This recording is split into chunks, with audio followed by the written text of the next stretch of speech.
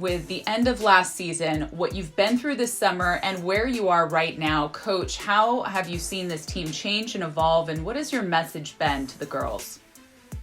You know, this team is really resilient, and I think that's one word that we've tried to talk about, and just, you know, trying to stay together as a group, and, you know, living through all of the, you know, the pandemic, the social injustices going on in our world right now. It just seems like there are so many things that this young group of people are being exposed to at such a high rate, and just, you know, having to deal with that and to understand it and educate yourself on so many different issues and so many different things happening in the world. I'm blessed to have a really, really awesome group of young women who are very focused and very committed to being successful in every area of their life. And so I might have a little bit easier job than some people do, and I realize that, but they've just been really engaged and really trying to do the best they can to make it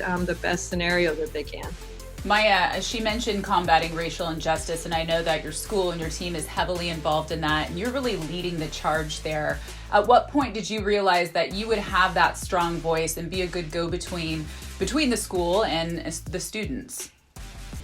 I think honestly it just came from my desire to support my teammates, and for everyone's voices to feel like they're heard during this time. I think it was really important for us to come together and first support each other. You know, everything that happens in our world outside of our identity as basketball players, you know, affects us all. And I think that it's important to create environments where we can listen to each other and hear each other, even in the midst of, you know, working hard and competing at a high level in our sport.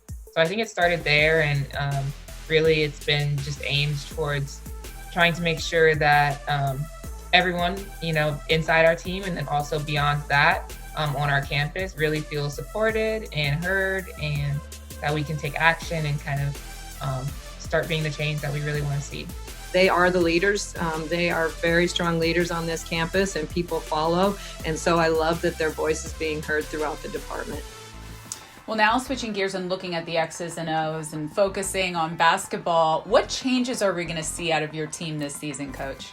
You know, lots of new faces, especially in the post position. You know, we graduated 3 of our post players, so that's a little bit new. But then the guard play is very experienced and very talented and very athletic, and you know, so a lot of that is going to obviously stay the same.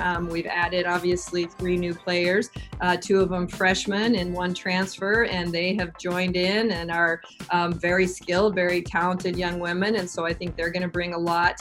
The players that were in the program that are now a year older, even though they haven't been with us in a normal summer or normal spring from last year, all of them look great and look amazing, and I think they've all elevated their game at one way or the other, whether it's strength or whether it's skill or whether it's just, you know, learning the game better. So just to see them all together and starting to kind of mold that and watch it grow is just super exciting to me.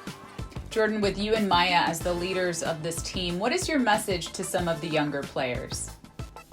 I think one thing that we really want to help them with is just being confident. Like Coach said, we did lose a lot of key seniors last year, but we also have a lot of experience with the guards with me, Myah, and Sid. So kind of just starting with us, making sure that we're confident in our own abilities and just making sure that, you know, everybody on our team belongs on the court and we have full confidence in what they can bring. And we saw that a little bit last year with, you know, Nicole Blakes and Erica Martinson getting some time last year. So I think just mainly being confident when you are out on the court and trying to make any difference that you can.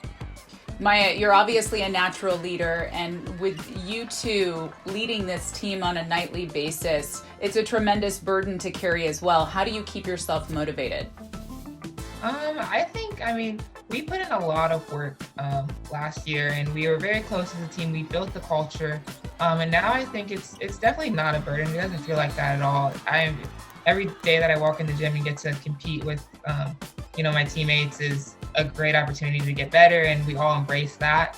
So I'm just excited. I'm really excited to kind of be able to respond on the court to all the adversity we've been facing, with COVID in the last few months, of things just being so different, but being in the gym with my teammates is like nothing feels more right than that. So I'm excited for the season and to take on the challenge and to kind of pick up where we left off last season, but even better, even stronger. The timing of everything last year when it happened, we were planning on, playing some more games. And with that being taken away, I think being back, and it's been gradual too. We've been having to move up slowly. We just had our first practice of 5-on-5, it was great because it kind of finally felt a little bit normal. But yeah, I think we're all just very grateful just to be with each other again. Our team has really good chemistry on and off the court. So just being together, being able to work on our skill work, because it was very different having to just be by yourself at home, just you and your basketball and your hoop compared to finally being back together and being able to just spend time with each other doing something that we love.